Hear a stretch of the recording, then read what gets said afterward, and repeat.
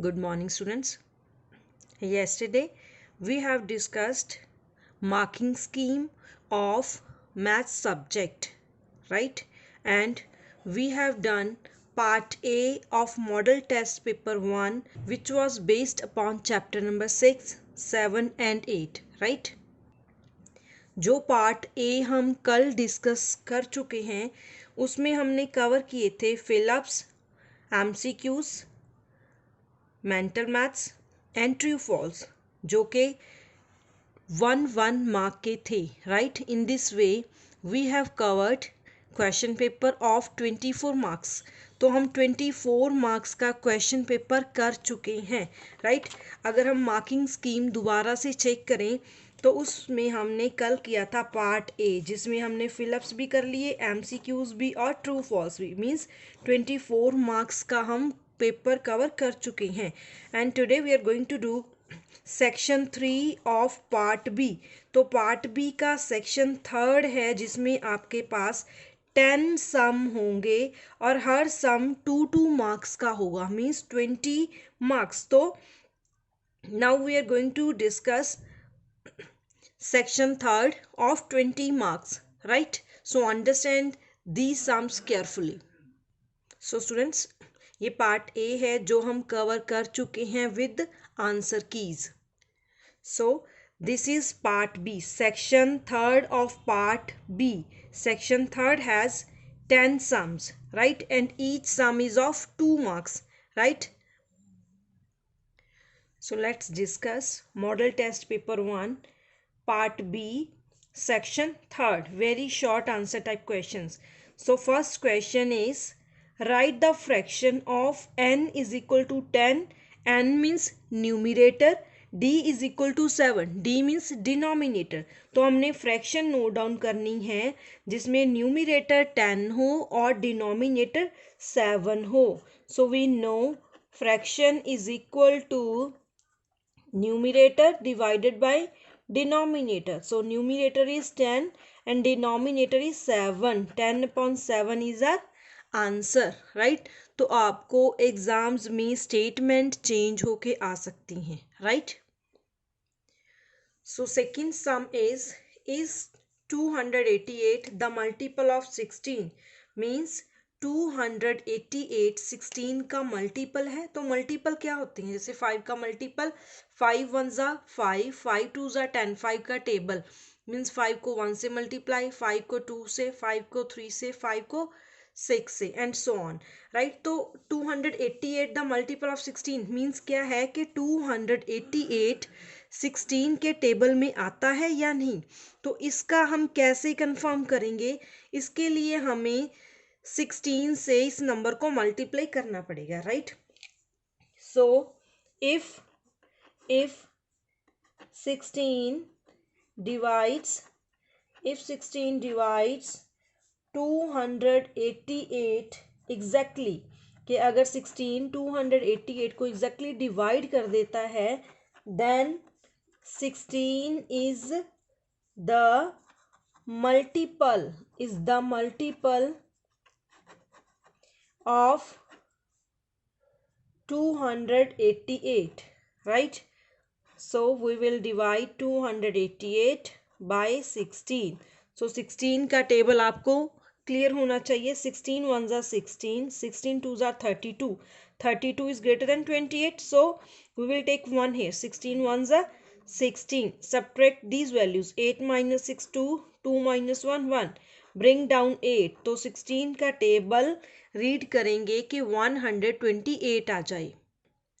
16 8s are 128, right? Subtract these values, remainder is 0, right? तो हमने क्या मेंशन किया था? if 16 divides 288 exactly, तो 16 ने इस नंबर को exactly डिवाइड कर दिया है.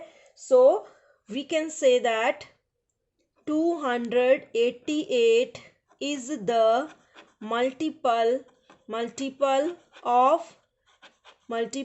16, right? सो स्टूडेंट्स, आपको ये सम मोल्ड होके कैसे एग्जाम्स में आ सकता है? मल्टीपल की प्लेस पे फैक्टर भी हो सकता है. अगर ये नंबर इसका मल्टीपल हुआ तो 16 फिर इस नंबर का क्या हुआ, फैक्टर। तो आपको ये भी आ सकता है, इज 16 अ फैक्टर ऑफ 288, क्या 16 इसका फैक्टर है, राइट। तो इसके लिए भी हम डिवाइड ही करेंगे, अगर कंप्लीट डिविजिबल हो जाता है then we can say that 16 is a factor of this number, right. Means ये सम आपको टू वे में आ सकता है। तो आपने ऐसा ही नहीं करना कि आप जस्ट ये सम ही रिवाइज करोगे, आप इसके साथ फैक्टर्स का सम भी रिवाइज करोगे। सो फैक्टर्स रिलेटेड एग्जाम्पल्स आपको मिल सकती हैं पेज नंबर 65 पर, राइट। आप उसकी भी प्रैक्टिस करिए साथ के साथ। Next sum number third, right the two equivalent fraction of 1/8। Next two के 1/5 की टू इक्विवेलेंट फ्रैक्शंस बतानी है। तो इक्विवेलेंट फ्रैक्शन क्या होती है, नंबर्स डिफरेंट होते हैं लेकिन वैल्यू सेम होगी, राइट। तो इक्विवेलेंट फ्रैक्शन कैसे कैलकुलेट करते हैं, 1/5 मल्टीप्लाई बाय, तो 2/2 से कर सकते हैं, 2/10, तो 2/10 इसकी इक्विवेलेंट फ्रैक्शन है, right. Again 1/5 multiply by 3/3, so 3 ones are 3, 5 threes are 15, so 2/10 and 3/15 are two equivalent fraction of 1/5, right. In this way we can calculate different equivalent fractions of any numbers. तो आपको exam में इस number की place पे कोई और number भी आ सकता है, आपने सेम कॉन्सेप्ट फॉलो करना है। आपने पहले 2 से मल्टीप्लाई करनी है, फिर 3/3 से, फिर 4/4 से, फिर 5/5 से। आप कॉन्टिन्यूटी में भी कर सकते हो और रैंडम मैनर में भी कर सकते हो, किसी और नंबर को लेके भी। सपोज 1/5 को मैं 5/5 से कर दूं, तब भी वो 1/5 की इक्विवेलेंट फ्रैक्शन होगी, right. So next is 16,280 divisible by 2, 4 and 5. So हमारे पास ये नंबर गिवन है, इसकी डिविजिबिलिटी चेक करेंगे बाय डिविजिबिलिटी टेस्ट। आपने डायरेक्टली सॉल्व नहीं करना, अगर आप इस सम को डायरेक्टली सॉल्व करोगे तो आपके मार्क्स कट हो सकते हैं, right. So do it by using divisibility test. सबसे पहले डिविजिबिलिटी टेस्ट चेक करेंगे by 2, then by 4 and then by 5, right. Divisibility by 2 ऐसे आप हेडिंग बनाओगे, then you will solve. Divisibility by 2 में क्या होता है कि अगर गिवन नंबर का यूनिट्स प्लेस डिजिट, जो लास्ट डिजिट है, अगर 0, 2, 4, 6, 8 है, then we can say that the given number is divisible bye 2, right. So last digit कितना है, last digit of 16,280 is 0। so 16,288 is divisible by 2, right. हमने यहाँ solve करके नहीं शो करना। Next divisibility bye 4, divisibility bye 4, तो 4 के साथ डिविजिबिलिटी कैसे चेक करते हैं, हम लास्ट के 2 डिजिट चेक करेंगे। if last two digits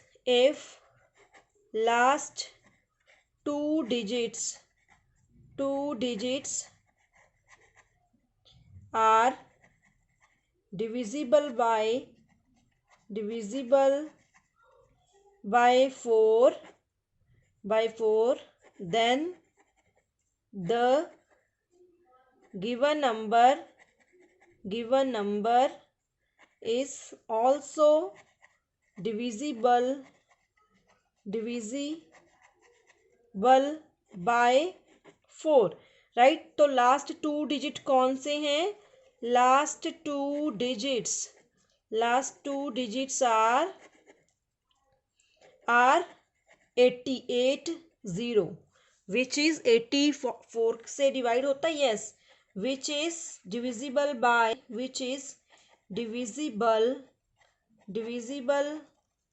bye 4, right? So 16,280. So 16,280 is divisible by 4. Divisible by 4. Right? Next, divisibility by 5. Divisibility by 5. तो 5 के साथ डिविजिबिलिटी कैसे चेक करते हैं? If the last digit is 0 और 5, अगर लास्ट डिजिट 0 है या 5 है तब भी गिवन नंबर 5 से डिविजिबल होता है, right? So divisibility bye 5, last digit is 0, अगर लास्ट डिजिट 0 या 5 है तो गिवन नंबर 5 से डिविजिबल होता है। तो इस केस में लास्ट डिजिट कितना है? 0, so given number is divisible bye 5, right? So next fifth some is right each in decimal. तो अगर डिनोमिनेटर में, किसी फ्रैक्शन के डिनोमिनेटर में 10, 100, 1000, 10,000 है, then it is simple to calculate given fraction in decimal, right? तो इसको कैसे ही करना है? गिवन नंबर हम न्यूमिनेटर का मेंशन करेंगे, then we will count these zeros. तो 2 जीरोस हैं तो 2 डिजिट को छोड़ के हम डेसिमल प्लेस करेंगे, उसके आगे 0 प्लेस कर सकते हो, right? So 0.73 is in decimal. Next is 2.3। सो इसके नीचे डिनोमिनेटर में 0 नहीं है, ना ही ये 0 में कन्वर्ट हो सकता है, राइट? अगर हमारे पास यहाँ 5 होता, 2 होता तो हम उनको 0 में कन्वर्ट कर सकते। अगर डिनोमिनेटर में 2 होता तो 5.5 से मल्टीप्लाई करते, डिनोमिनेटर में 5 होता तो 2.2 से मल्टीप्लाई करते, लेकिन डिनोमिनेटर में 3 है। Then we will do this by divide. तो 2 को डिवाइड करेंगे 3 से, 3 के टेबल में 2 नहीं आता, so we will place 0, subtract, and we will place decimal here and in the quotient also. तो again 0, bring down 0, 3 के टेबल में 20, no, 3 6 are 18, subtract these values 2, and decimal अगर हमने डेसिमल प्लेस किया है तो उसके साथ आप जीरोज अटैच कर सकते हो, right? So bring down 0 again, तो फिर से 0 ब्रिंग डाउन करेंगे 20, again 6, so 6 3s are 18, so 2 is reminder, so 0.66। अगर आप आगे भी सॉल्व करोगे तब भी 666 ही आएगा, फाइन। सो जिस भी डिनोमिनेटर में हमारे पास 2, 5 या 0 की फॉर्म में वैल्यूज नहीं है, then we can solve that sum like this, fine. So next sum is sum number 6, right in figures 191.74। तो ये सम भी आपको एग्जाम्स में मोल्ड होके आ सकता है। आपको वर्ड्स गिवन हो सकते हैं, वर्ड गिवन है, आपने फिगर में मेंशन करना है, फिगर गिवन हो सकती है तो आपने वर्ड्स में मेंशन करना है, राइट? तो ये भी हो सकता है कि इस सम के अंदर आपको 2 पार्ट्स मिल जाएं, राइट? सो 191.74। सो पॉइंट के पहले वाली टर्म को हम रीड करेंगे 191, देन 0.74। पॉइंट के बाद कभी भी नंबर को होल नंबर में रीड नहीं करना होता, बिकॉज ये 100 का पार्ट है, right? 191.74 is our answer, fine. It's so simple sum. Next is seventh sum number 7 is fill in the missing numerator. तो आपको ये स्टेटमेंट कैसे मोल्ड होके आ सकती है? न्यूमिनेटर की बजाय डिनोमिनेटर भी हो सकता है, ये वैल्यूज भी हो सकती हैं। तो सबसे पहले हमने ऑब्जर्व करना है कि क्या टर्म गिवन है 4.5। तो 5 को किस नंबर से मल्टीप्लाई करेंगे कि 25 आ जाए? 4.5 को तो डिनोमिनेटर में वैल्यू गिवन है तो डिनोमिनेटर की वैल्यू को ही मल्टीप्लाई करेंगे। 5 को 5 से करेंगे, 5 5 आर 25, तो न्यूमिनेटर में कितनी वैल्यू आएगी? 4 5 are 20, so 20 is our answer, right? Next sum number 8, write in short form। तो ये एक्सपैंडेड फॉर्म गिवन है, इसको शॉर्ट फॉर्म में कन्वर्ट करना है। आपको एग्जाम्स में शॉर्ट फॉर्म गिवन हो सकती है, उसको एक्सपैंड करना होगा ऐसे, राइट। तो 400 प्लस 40 प्लस 6, तो डिनोमिनेटर से पहली पहली टर्म्स को हमने ऐड कर लेना है। 400 प्लस 40 प्लस 6, 446। उसके बाद अगर फ्रैक्शन में टर्म स्टार्ट है तो we will place decimal here, then decimal fraction में 10 है तो डेसिमल के इमीडिएटली बाद नंबर प्लेस करेंगे 6। अगर नेक्स्ट में 100 है तो 6 के नेक्स्ट नंबर 7 होगा, बिकॉज इसको अगर आप एक्सपैंडेड फॉर्म में कन्वर्ट करोगे तो बनेगा 400 plus 40 plus 6 plus 6.10 plus 7.100, right. Sum number 9 is convert 6 and 1/3 in improper fraction। तो इसको improper fraction में कन्वर्ट कैसे करते हैं? 3 as it is, 3 into 6 plus 1, right. इसको मल्टीप्लाई करेंगे, 3 6 are 18 प्लस 1/3 मीन्स 19/3। ये improper fraction कैसे है? improper fraction कौन सी होती है? in which numerator is greater than denominator. So in this fraction 19 is greater than 3, that's why it is an improper fraction, right। mixed fraction को हमने simple fraction या improper fraction में convert करना है। Denominator को इस नंबर होल नंबर से multiply करेंगे, देन प्लस 1। आप ऐसे भी लिख सकते हो डिनोमिनेटर, यहाँ पे साइड में formula, denominator into whole number plus numerator divided by denominator, right.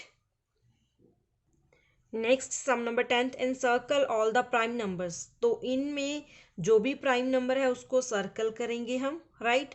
So prime number के लिए आपको उसकी क्लैरिटी होनी चाहिए कि प्राइम नंबर कौन से होते हैं। Prime numbers are those numbers which having, prime numbers are those numbers having only 2 factor, exactly 2 factors ही उसके बनते हैं। 2 से ज़्यादा फैक्टर होंगे तो वो नंबर कौन सा होगा? Composite number. सो 5 के कौन से 2 फैक्टर बनते हैं? 1 and 5, राइट। तो 5 को सर्कल करेंगे। 12 के 1 2 3 4 6 12, तो 6 फैक्टर्स। 8 के भी बनेंगे, तो 31 के 2 फैक्टर्स बनते हैं। नेक्स्ट 11 के 2 बनेंगे, देन 71 के 2 फैक्टर्स बनते हैं, राइट।